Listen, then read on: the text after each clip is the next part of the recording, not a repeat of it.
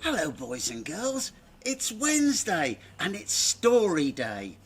Are you looking forward to hearing the stories, Dippy? Yes, you are. That's good. Now, where's my storybook? Oh, here it is. Magical stories. Dippy likes this one, don't you, Dippy? Let's find a good story. Now, are you sitting comfortably, boys and girls? Are you sitting comfortably, Dippy? Good. Then I'll begin. This is a story called The Stars in the Sky. Does that sound good, Dippy? Let's go then. Once upon a time, because all good stories start like that, don't they, Dippy? There was a lassie who wept all day to have the stars in the sky to play with. She wouldn't have this, and she wouldn't have that, but it was always the stars she would have. So one day, off she went to find them, and she walked till by and by she came to a mill dam.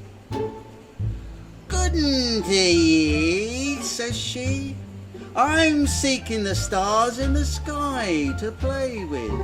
Have you seen any?" "Oh yes," said the mill dam. "They shine in my face o' nights till I can't sleep for 'em. Jump in and perhaps you'll find one." In she jumped and swam about, but ne'er one could she see. She went on till she came to a brooklet. "Couldn't ye, brooklet," said she, "I'm seeking the stars in the sky to play with. Have you seen any?" "Yes, indeed," said the brooklet. "They glint on my banks at night. Paddle about and maybe you'll find one." So she paddled and paddled, but ne'er one did she find. So she went till she came to the good folk. "Couldn't ye, good folk," said she, "I'm looking for the stars in the sky to play with. Have ye seen one?" "Why, yes," said the good folk. "They shine on the grass here a night. Dance with us and maybe you'll find one."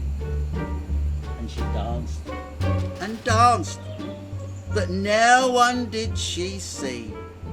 So down she sat and wept. "Oh dearie me," said she, "I've swam and I've paddled and I've danced, and if you'll not help me I shall never find the stars in the sky to play with." But the good folk whispered together, and one of them took her by the hand and said, "Go forward and mind you take the right road.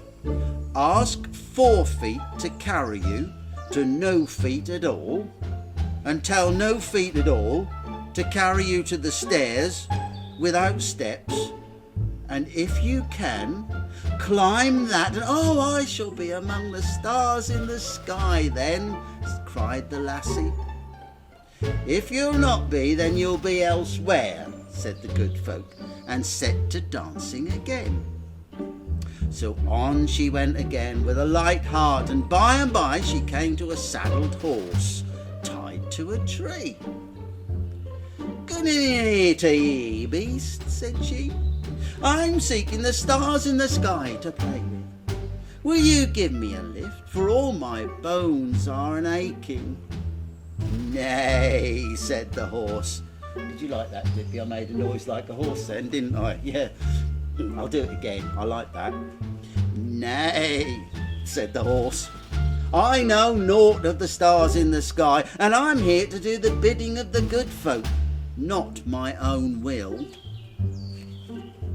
"Well," said she, "it's from the good folk that I come. They bade me tell 4 feet to carry me to no feet at all." "Jump up and ride with me," said the horse. So they rode and rode and rode until they got out of the forest and found themselves at the very edge of the sea. and on the water was a wide glistening path running straight out towards a beautiful thing that rose out of the water and went up into the sky and was all the colours in the world, blue and red and green and very wonderful to look at. The horse said, "I've brought ye to the end of the land, but that's as much as 4 feet can do."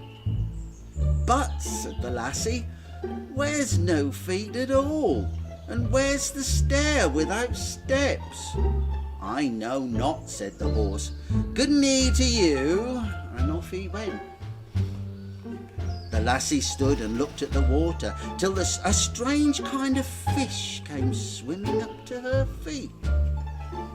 "Good e'en to ye, big fish," said she. "I'm looking for the stars in the sky and for the stairs that climb up to them. Do you think you can show me the way?" "Nay," said the fish, "I can't unless you bring me word from the good folk." "Yes, indeed," said the girl. "They told me 4 feet would bring me to no feet at all, and no feet at all would carry me all the way to the stairs without steps." "Ah, well," said the fish, "that's all right then. Get on my back and hold fast." And off he went. Kaplash! Into the beautiful water, along the silver path, towards the bright arch. And the nearer they came to it, the brighter the sheen of it, until the girl had to shade her eyes. And they came to the foot of it. She saw that it was a broad, bright road, sloping up and away into the sky, and at the far side of it she could just about see the wee shining things dancing about. "Now," said the fish, "here you are, and yon's the stair. Climb up if you can, but hold on fast." And off he splashed through the water. So she climbed and climbed, but ne'er a step higher did she get. The light was before her and around her, and the water behind her, and the more she struggled, the more she was forced down into the dark and the cold, and the more she climbed, the deeper she fell. There's a picture here. Would you like to see the picture? Look, there's a picture there, Dippy. Look, that's of the little girl on the fish's back. Can you see that, boys and girls? Yes, and there's a rainbow there, look, and she's on the water. That's a lovely picture, isn't it? Well, she climbed and climbed until she got dizzy in the light and shivered with the cold and dazed with the fear, and she let clean go and sank down, down, down. And bang! She landed on the hard board. Did I make you jump then, Dippy? I'm sorry about that. And bang! I made you jump again, didn't I? And landed on hard boards and found herself sitting, weeping and wailing by the bedside at home, all alone.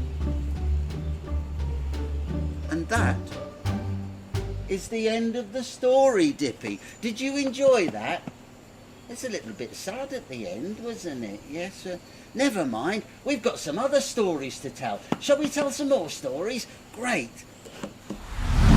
We've got 2 good stories here, Dippy, and these were sent in by the children.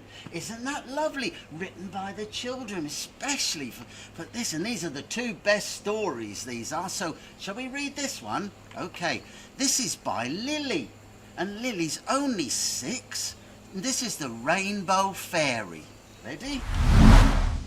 One day, there was a little rainbow fairy called Candy Cane.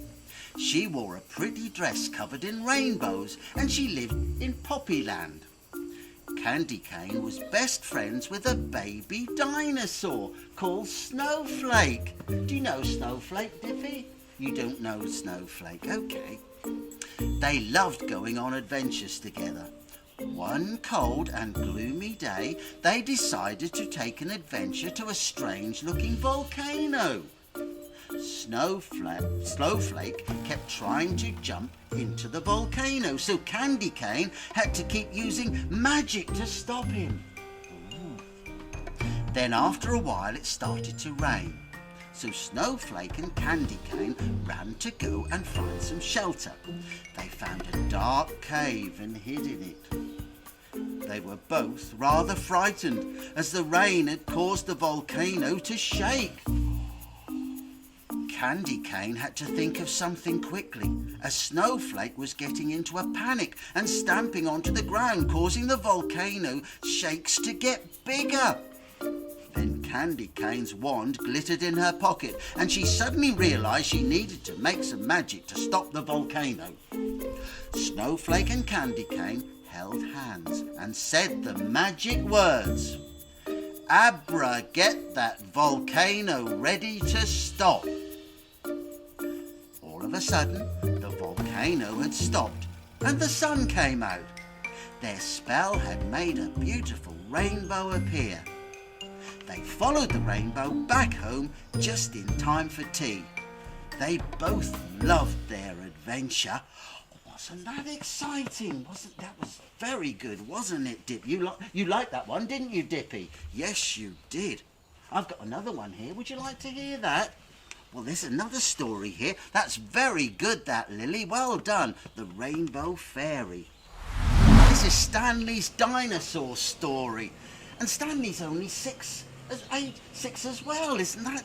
Oh, that's very clever of him, isn't it, to write a story? So, Stanley's Dinosaur story. One day, a colossal battle broke out at ROARR Dinosaur Adventure between a Velociraptor Generation 2 and a T-Rex Generation 2. In the fight, the Velociraptor poked its tail up to spike the T-Rex, but the Velociraptor was too weak, so he had some help from a Utahraptor. Together, they were brilliant. The raptors jumped onto the T-Rex back, but the T-Rex tried to shake them off, but she could not. And when she went running away, she didn't see a rock, so she tripped over and got injured. But the raptors kept scratching her leg, and so she was defeated.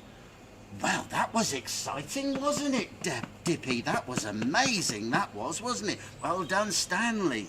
Well, that's the end of the stories, okay? So, that was Wednesday's activity, wasn't it? And here's today's special offer.